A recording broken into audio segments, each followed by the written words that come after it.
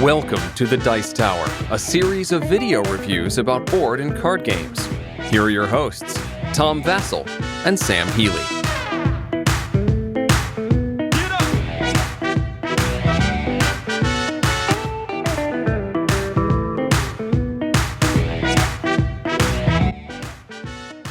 Hey, welcome to Miami Dice. I'm Tom Vasel. And I'm Sam Healey. And here we're talking today about a big game that came out. Kaosball. But designed by Eric Langan from Cool Mini or Not. Now, Cool Mini or Not has done a lot of games about miniatures. Right. And their first game, Zombicide, you were kind of, And I liked it, but not like loved it.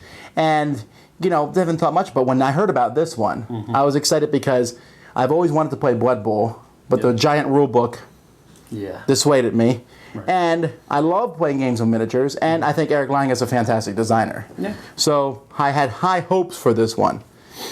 Let's take a look at it, how it plays, and we'll be back. Let's look.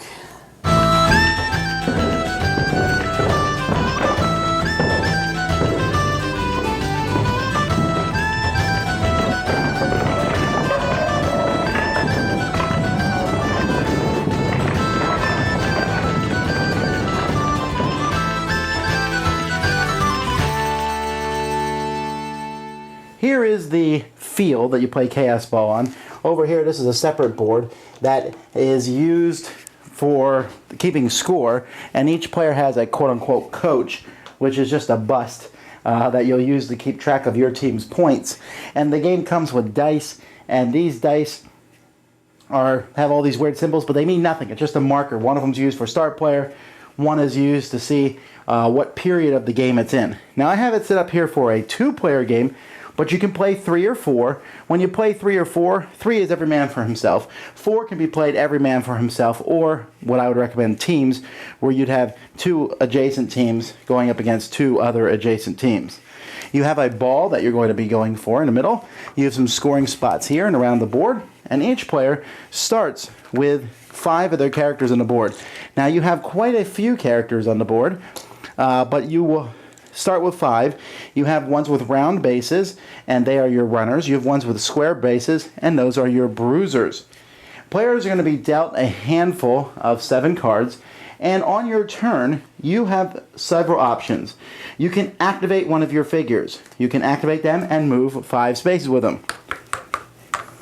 If you go to where the ball is, you can pick it up, but you have to stop when you pick up the ball. Or you can go 3 spaces and either try to tackle somebody or attack them. Or you could even steal the ball from them.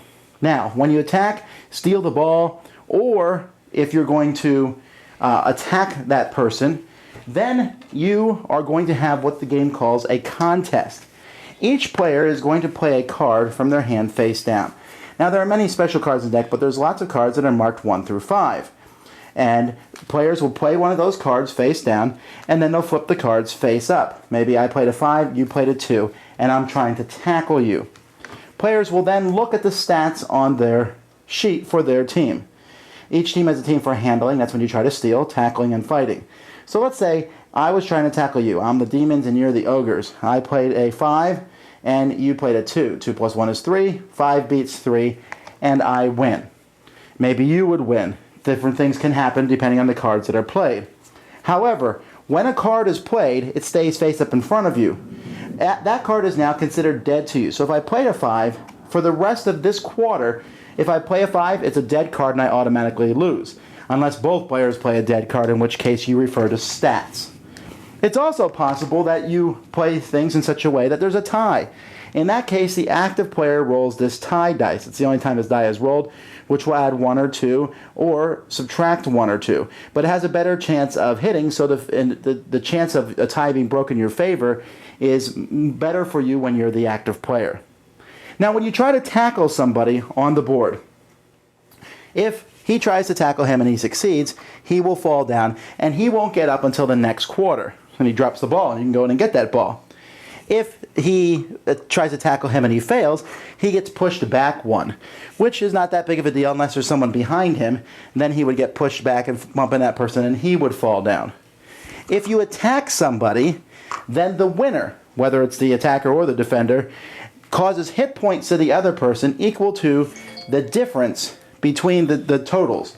So if it was 5-2, one of the people would take 3 hits.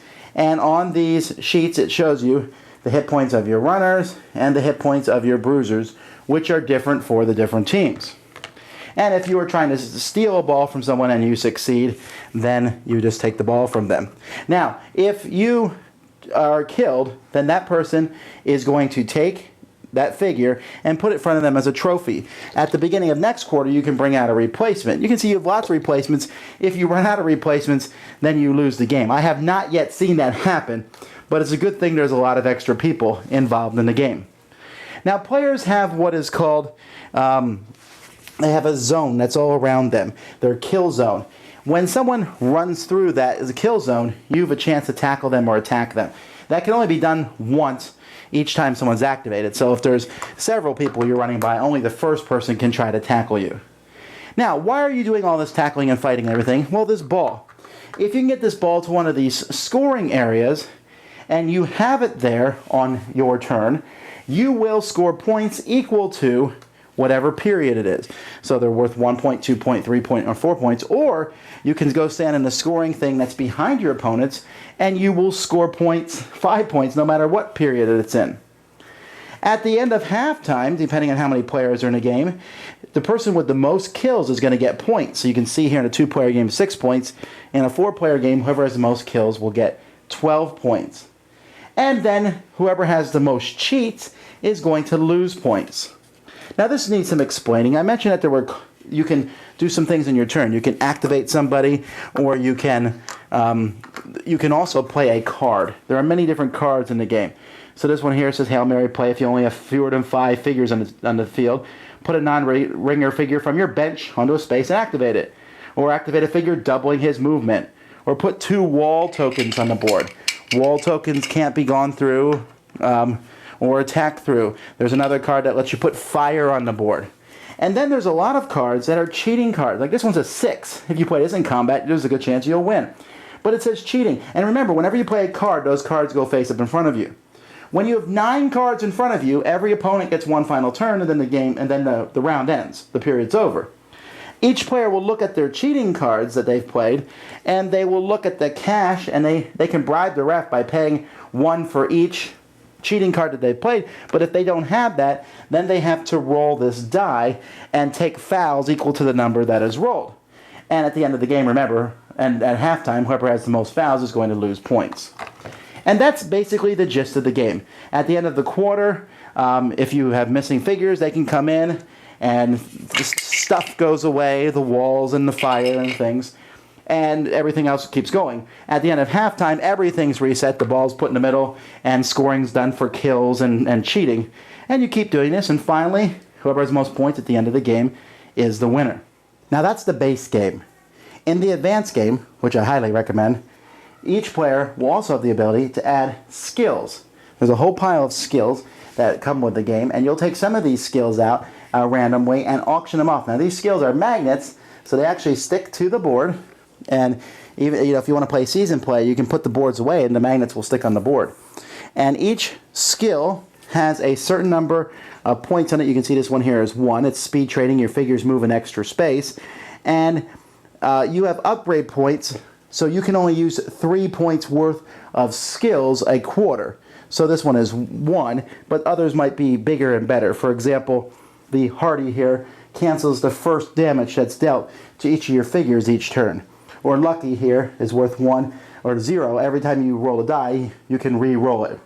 And you bid on these at the beginning. The number in the skill is the minimum bid, but you can bid higher or lower. Here's Hate. You score a point every time you injure or kill an opponent's figure. Here's Brick. Your bruisers can take 1 uncancelable damage to avoid being knocked down. Celebrity, you get the first turn with one of your people. And there's lots of different skills. So at the beginning of the game, you'll bid on these, and players may have some of these.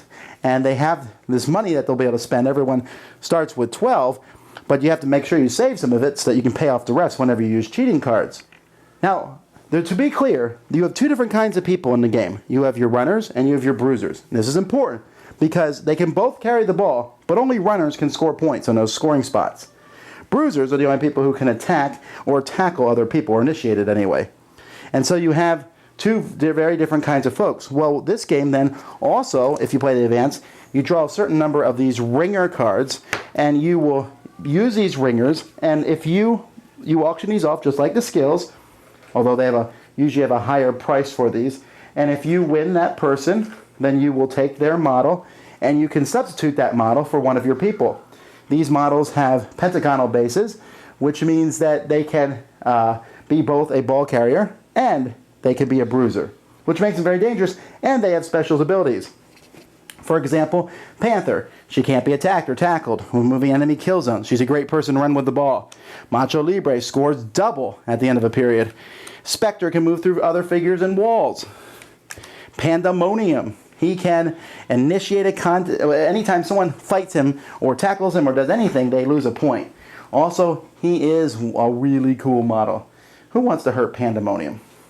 Then there's T-Bone, who heals all damage that's dealt to you at the beginning of a turn. Also looks like he escaped from a GW universe. Then we have the Dragon, who can move an extra 3 and is probably the coolest model in the set. We have the Butcher, who is really kind of a creepy dude. If he does any damage to you, you will die. And Cretin the Eaton, or Cretin the Etten, or is it Cretin the Etten? I'm not sure. He can attack 2 people with 1 contest. So these folks are pretty cool. You can only ever have one of them on the field at a time, unless of course you take a skill that says you can have 2 of them on the field. And if they die just like anything else, and they can replace either a ball carrier or a ringer for you. All right, let's look at the teams here. There are 18 teams currently available, although one of them was a Kickstarter exclusive. So I played with 17 of the teams. And the Demons here are probably my 15th favorite team. I do not think they're bad in any sort of way. I think that all the teams are pretty equal in their special abilities and such. They're just not my play style as much. But let's take a look here at the Demons. So here's their bases, of course, red. And I like the fact that the bases for this game are colored differently for each of these. I already mentioned they each have their own stats, and they have special ability. They have their stats for how many hit points they have, but they also have a special ability. The Demon special ability is anybody, when they activate one of those, you can scorch everyone next to you for 1 hit point. It's a great special ability. They can avoid it by getting rid of a 3 or higher card, but still, making people do that all the time is a good way to keep people on their toes. Here are the miniatures for the Demons. You can see, well, they're like the cool kids in school. And so they look pretty good. All the models in this game look good. So then like I said, they're my 15th favorite team. Then my 14th favorite team is the Amazons. Now the Amazons, of course, they have their spears and such like this. And the Amazons are going to be a team I think that a lot of people like, and they certainly are formidable. They have a +2 in fighting, which is good stats. They're great at fighting, and their kill zone includes diagonal. They're the only team that can attack diagonally. Now, they have low hit points for their runners and bruisers, but still, the fact that they can initiate a lot of attacks means they're going to be a team that attacks quite a bit, and that is the Amazons. Then we have the Fangs.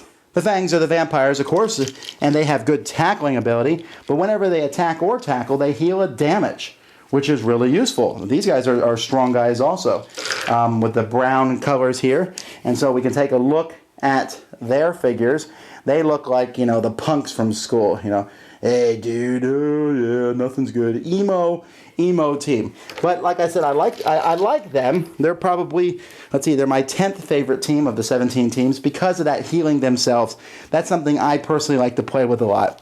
My 5th favorite team of all the teams, though, is the Ogres, who are included in this set. And I love their models. They're big, fat, chunky models. They're ogres. Look at these guys.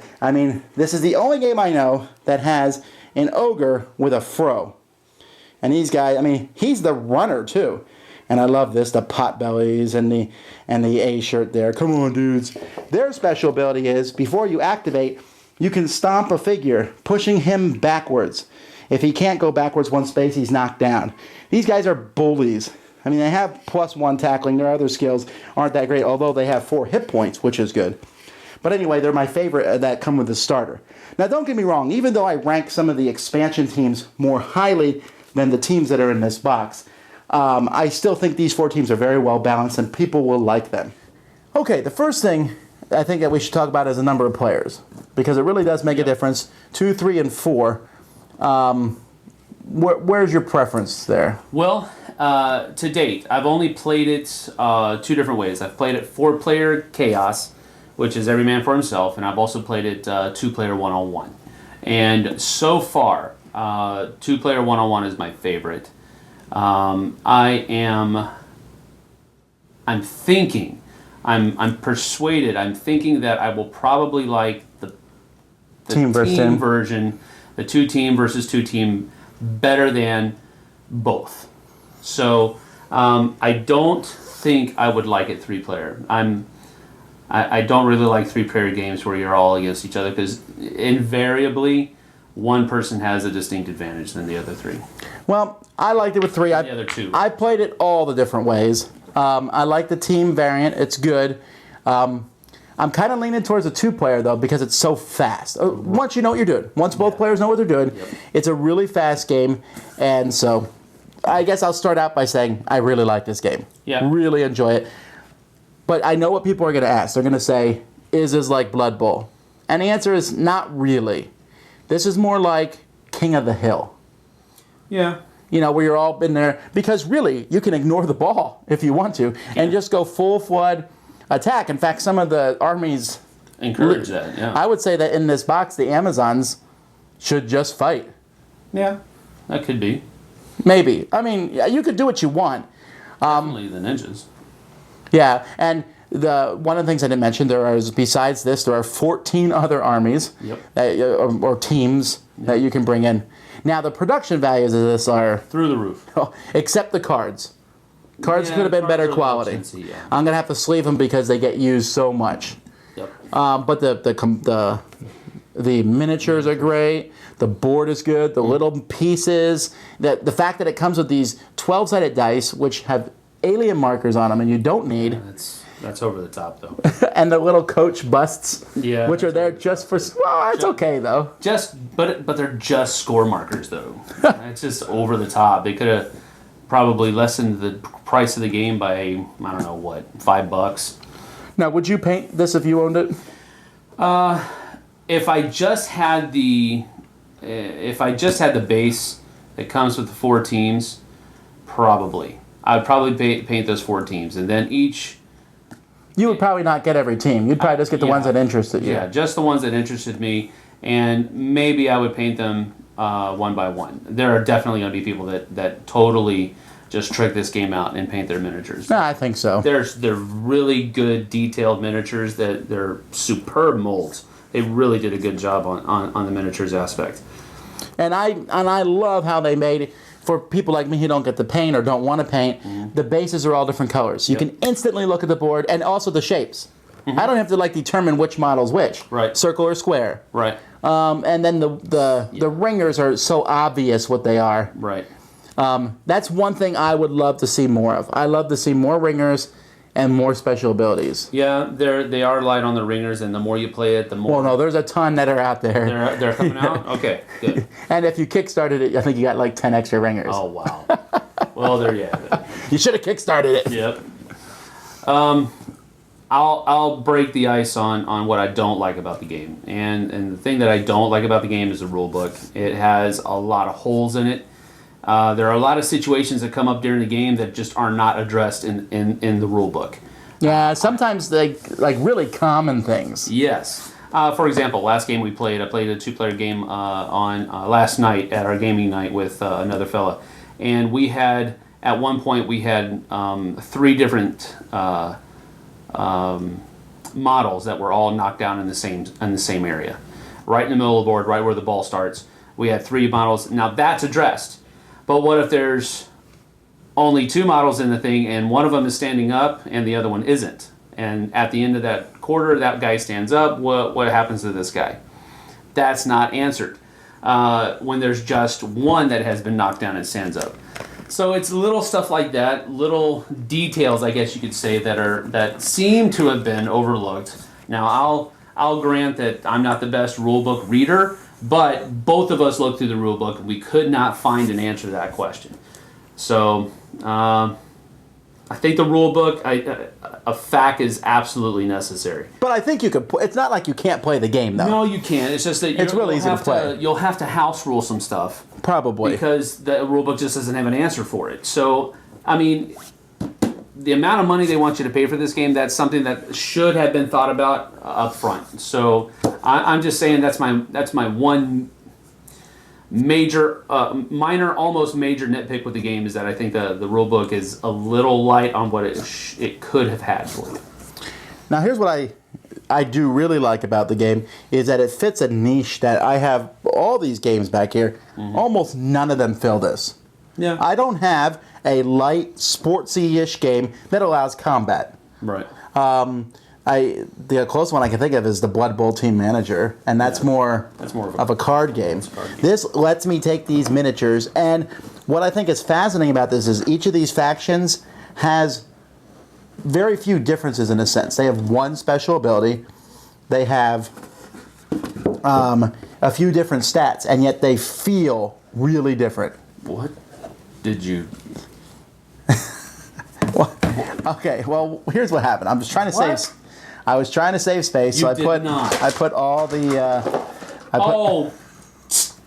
Tom! I put all the stuff in one box. I know you throw away box inserts, but what? Awesome! No, that's like...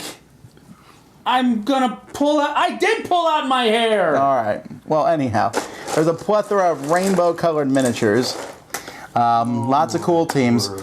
When we were talking about the play earlier, the chaotic play is something I like to do occasionally. But what I like is that this game offers strategic. It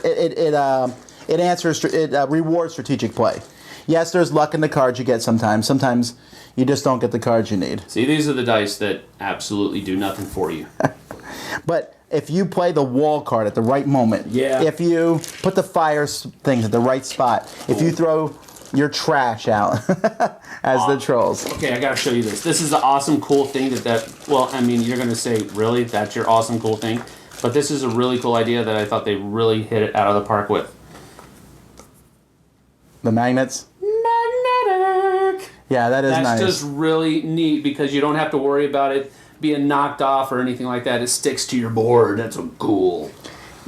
I almost never play league play in these kind of games, and this is tempting me.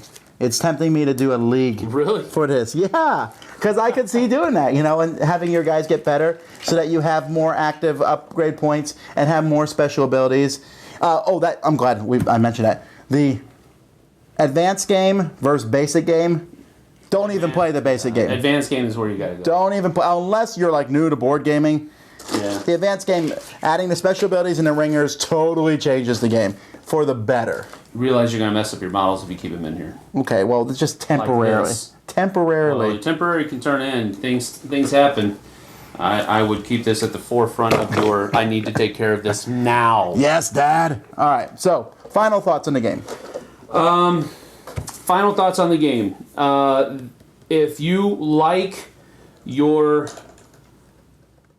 totally tricked out miniatures game, have fun with it, and there's actually a game that comes with the miniatures, this is all for you. Because this has awesome miniatures, but it also has a pretty awesome game that comes with it. And it has different modes that you can play, which gives you a little bit more replayability with it, I think. Now, all of those modes aren't going to hit the same hit on the same cylinders as for everybody, so you are going to have to pick and choose. Definitely try it before you buy, of course. That should be a goes without saying type thing. But the number of teams that you have available, the thought, and I think the balance. I don't think there's one team that's completely overpowered than the others. No, I don't feel that at all. There's a lot of balance that went into making these teams up. I think if you have any inkling of liking sports games at all, this should be one that you go after. I think this is a good mix of sports, fantasy, and combat. 2 thumbs up. I'm going to say 2 troll clubs up. This is the first team that I played. You like those trolls? They are awesome. All right, I'm gonna agree. I really think it's great. I like the fact that it's not super heavy. You don't have to check for, in the case of this, what penalty, and there's not all these charts. Right. The combat is similar to Lord of the Rings Confrontations type style. I love that. It's very easy to check out. Even though he said there's things you check in the rule book, those are weird situations. I wouldn't have to check special abilities. Special abilities are so straightforward. You know what they do. The cards, cool cards. The cheating aspect to it is a neat thing because they're really good cards and you really want to use them. But will that come back to haunt you? So. And then if you're going to get this and you like it, I would recommend then looking at the teams. I don't think you should get all of them. I would get the ones that you found interesting, either by theme or by special ability, and I'll be doing reviews to show you what all of them do so you can pick from those. Why did you do this? So for me, 2 full boxes of miniatures up. Huzzah! Oh my word. Until next time, I'm Tom Vasel. And this is Sam Healey.